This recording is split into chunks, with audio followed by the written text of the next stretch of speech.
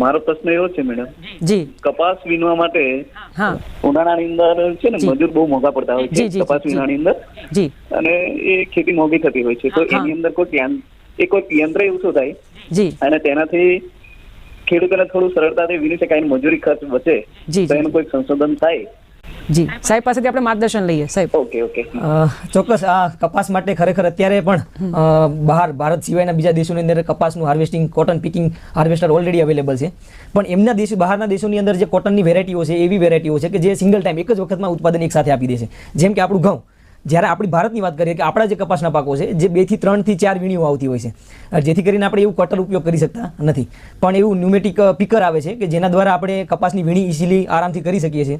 જુનાગઢ કૃષિ યુનિવર્સિટીની અંદર પણ એનું સંશોધન થયેલું છે. જો આવો ન્યુમેટિક કોટન પિકરનો આપણે ઉપયોગ કરી શકીએ તો એના દ્વારા આપણે ખરેખર કપાસની વીણી પણ કરી શકીએ છીએ અને માનવ કલાકો પણ બચાવી શકીએ છીએ. બરાબર છે.